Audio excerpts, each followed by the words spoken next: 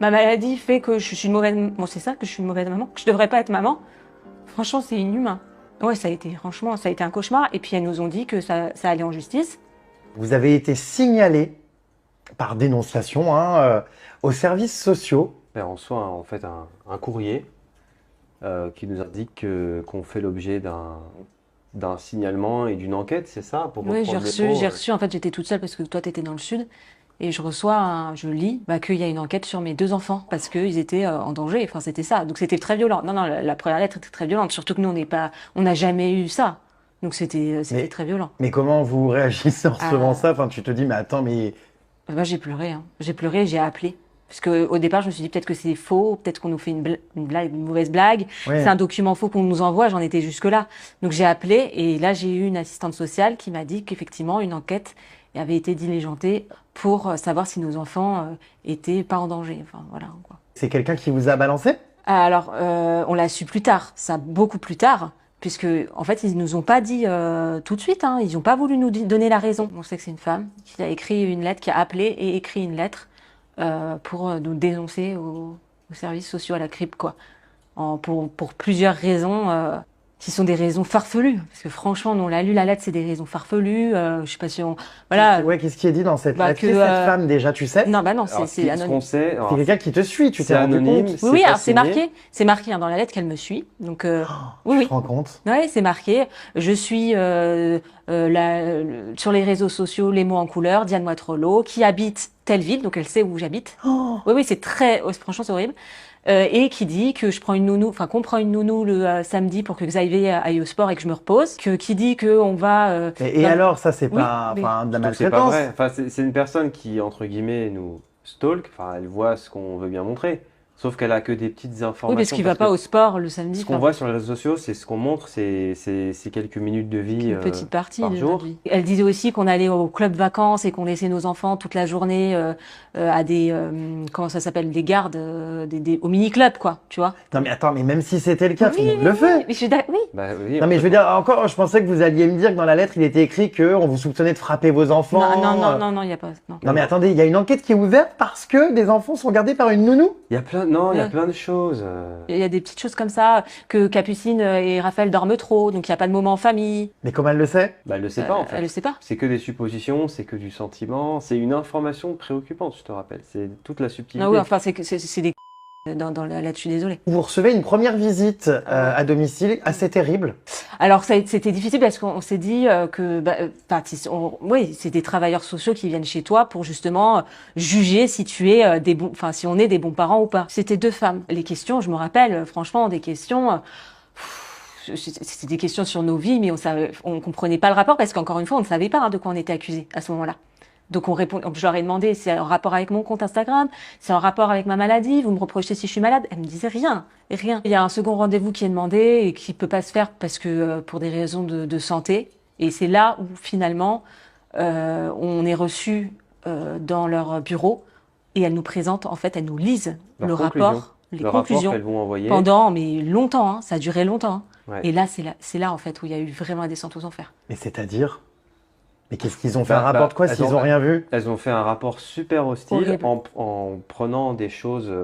En fait, elles ont monté de toutes pièces, selon nous, hein, un rapport à charge, en prenant les éléments qu'ils arrangeaient, en exagérant ou en déformant des choses, en sortant des choses de leur contexte. On peut faire tout ce qu'on veut. Et c'est ce qui s'est passé. Et donc, en fait, elles sont arrivées à des conclusions. Non, mais elles m'ont reproché en gros d'être malade, d'être hospitalisée. Elles me disaient que j'étais trop hospitalisée et que ça avait une influence sur mes enfants. Que je mettais mes enfants dans un mauvais climat malsain au vu de ma maladie. Elles m'ont reproché aussi... Non, mais c'est une honte. Oui. Non, mais on peut pas reprocher ça à quelqu'un. La maladie ne se contrôle pas. C'est pas comme si tu te comportais mal. Bah oui. Mais ça existe réellement dans un rapport, ça? Ah oui. Mais ces gens-là doivent perdre leur emploi. C'est pas possible. Elles m'ont quand même dit aussi qu'elles me reprochaient d'avoir été absente lors de l'hospitalisation de ma fille alors que j'étais opérée au même moment à Grenoble.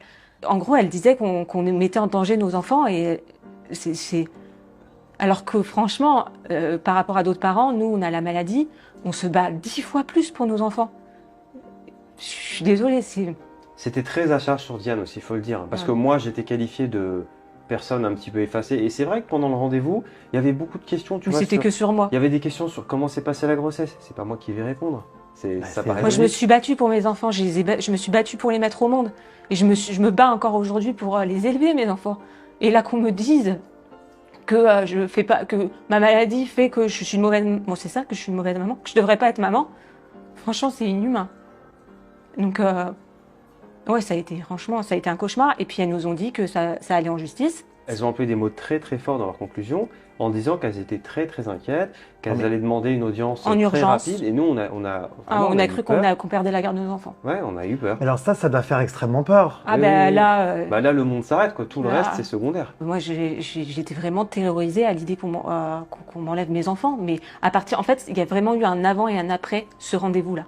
Oui. Parce que, clairement, ouais. ah, ce rendez-vous nous a mis en pleine figure le fait la possibilité qu'on puisse nous prendre nos enfants.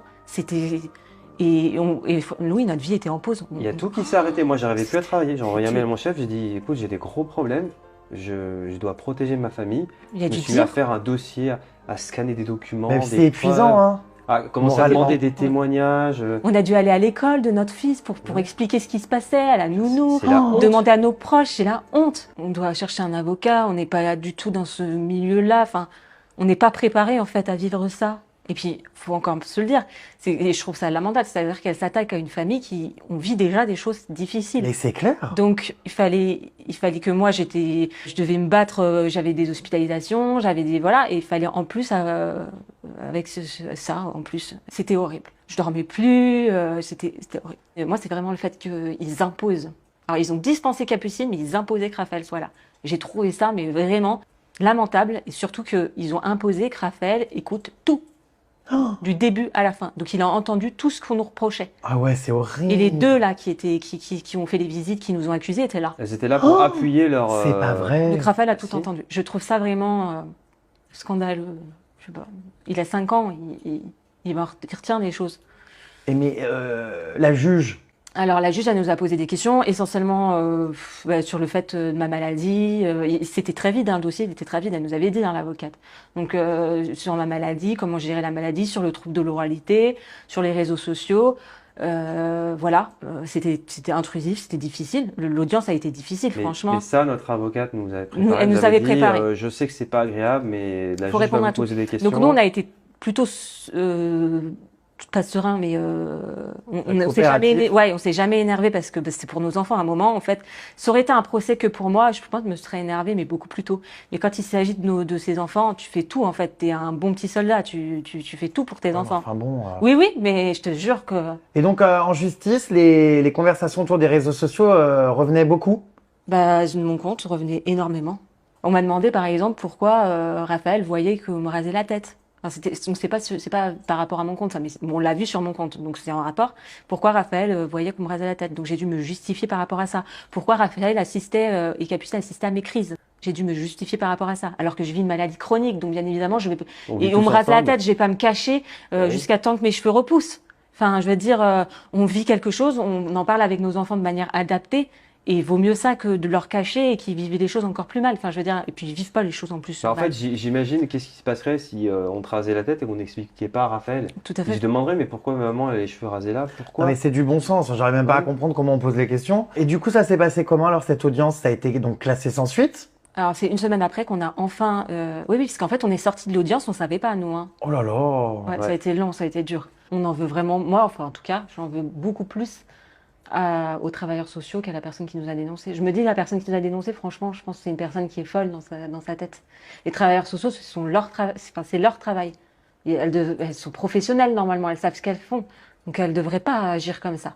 Je rebondis là-dessus. C'est vrai que des haters ou des gens un peu...